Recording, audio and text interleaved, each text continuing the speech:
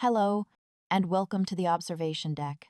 I'd like to begin today by asking you to take a quiet, objective look around your immediate environment.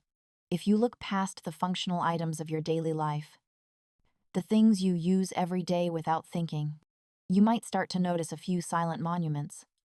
These are the small graveyards of past versions of yourself. Perhaps it is that acoustic guitar leaning against the wall in the spare room. Its strings dull and slightly rusted because it hasn't been tuned in over a year.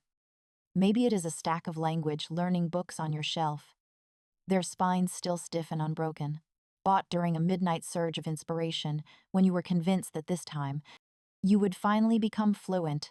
It could be a half-finished coding project sitting in a forgotten folder on your laptop, a set of expensive oil paints that were only used twice before being tucked away, or even a specialized piece of exercise equipment that has slowly morphed into a very expensive clothes rack. We all have these graveyards in our homes, and usually, when our eyes land on them, we feel a very specific, cold jab of guilt. We tell ourselves that we are flaky, that we lack grit, or that we are destined to be a jack of all trades and a master of none. Society tends to reinforce this self-blame by labeling our curiosity as a defect. The prevailing narrative is that if you don't stick to one path until you reach the summit, you have somehow failed. But from the observation deck, we see a much more interesting and far more objective reality. We see a brain that is functioning exactly as it was evolved to, but one that is currently trapped in a biological loop it doesn't yet understand. Understand why we quit right when things get serious. We have to look at the anatomy of excitement and the evolutionary drive behind it. Human beings possess what cognitive scientists call the knowledge instinct. It is a primal drive to reduce uncertainty and gather information about our world.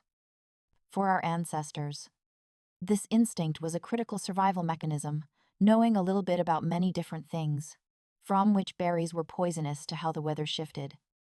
Keep you alive.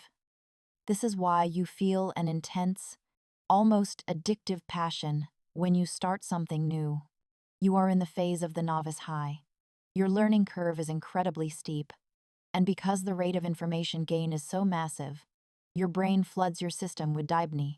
Every new chord on the guitar or every new word in a foreign language feels like a massive victory. In this stage, you aren't actually working. You are just collecting rewards. It feels like falling in love, because, chemically, the two experiences are nearly identical. But eventually, the honeymoon phase ends. You reach a point where you understand the core logic of the task. You know how the brushes work. You understand the basic grammar. You grasp the fundamental physics of the project. Suddenly, the steep learning curve flattens out. The rate of new discovery drops off. And for a brain that is highly sensitive to novelty, the dopamine faucet shuts off almost instantly. This is the plateau. It is not a sign that you have lost your talent or that the hobby is not for you. It is a reward prediction error.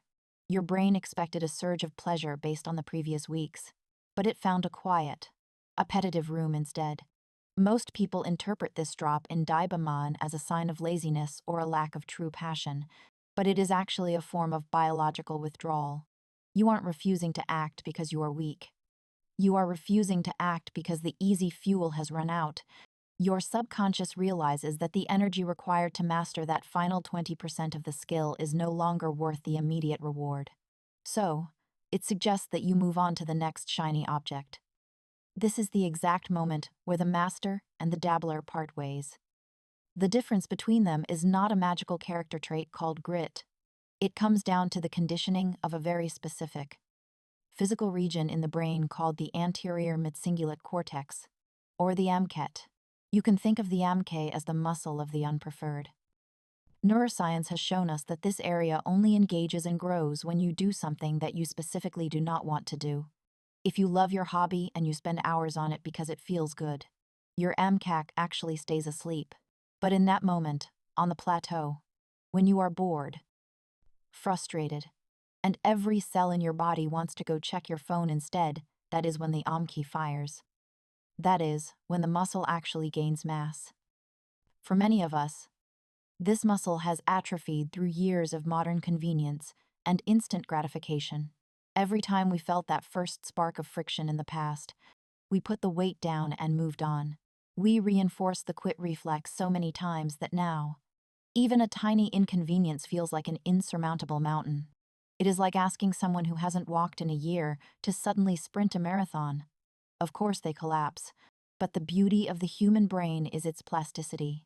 Studies on older adults known as superagers show that they possess aMCC regions as thick as those of young people because they spent a lifetime choosing the difficult path. This brain region can grow at any age, but we have to be careful about how we train it. We have to treat it like a physical muscle in a gym. This brings us to a strategy that honors the biology of the brain rather than fighting it. The 15% push. In the world of high pressure, self-improvement, the advice is usually to just grind through it, to wake up earlier and work harder through sheer force of will. But for a weak aMCC, that is far too heavy a lift. You will likely injure your psyche and quit even faster. Instead, we look for progressive overload. Imagine you are practicing your new interest and you feel that familiar itch, the urge to quit because the dopamine has faded. This is your rep. Instead of quitting immediately, and instead of trying to force another 2 hours of work, push for 15% more. If you were going to read 10 pages and you want to stop at page 5, just one more page. If you were going to practice an instrument for 20 minutes and you want to quit at 10, give it 3 more minutes. That tiny gap between the urge to quit and the actual act of stopping is exactly where the muscle grows. You are proving to yourself, in a purely mechanical way, that you are the observer of your impulses, not their slave. However, we must also observe the environment we are trying to grow in. We live in a world of supernormal stimuli, platforms designed to flood the brain with effortless dopamine. When your brain is calibrated to this high-intensity noise, the quiet, slow work of mastery feels like physical oxygen deprivation. Mastery is often repetitive, low frequency, and deeply quiet. If your baseline for stimulation is too high, you will find it nearly impossible to stay on the plateau long enough to encode the skill into your long-term memory. We usually see boredom as a signal to quit, but from a cognitive perspective, boredom is actually the clean slate required for deep learning. It is the feeling of your brain shifting gears from consumption to creation. This is why stimulus control is so vital to the process. When you are engaging in your hobby, put the phone in another room. Turn off the music. Allow yourself to feel the weight of the boredom by lowering the background noise of your life. The subtle signals of your new skill will eventually become audible again. We should also acknowledge that, for those whose brains are wired differently, such as those with AD, the strategy of willpower alone can be ineffective and even lead to a cycle of deep shame and burnout. If your dopamine system is naturally dysregulated, you need more than just internal grit. You need external scaffolding. You need to visualize your progress through physical charts, timers to break the illusion of endless, daunting tasks, and perhaps utilize body doubling by working alongside someone else. You need to engineer your environment to support your brain rather than just blaming yourself for being unfocused. It's about building a world that makes it easier for your aMCC to do its job. So here is my proposal as we look at the potential for a fresh start. I want to invite you to a 6-month experiment. Pick one interest from your graveyard. Just one. Commit to it not with the goal of becoming a world-class expert, but with the goal of hitting the plateau and simply observing the friction. When the dopamine drops and the boredom hits, recognize it as the moment the real training begins. Perform your 15% push. You are not just learning a skill. You are thickening the very part of your brain that allows you to reclaim your agency. You are evolving from someone who merely dabbles into a polymath in training. It is not about the hours you put in. It is about staying in the room for those few extra minutes when your brain is begging you to leave. Let's just observe the friction. Understand the biology behind the urge to walk away.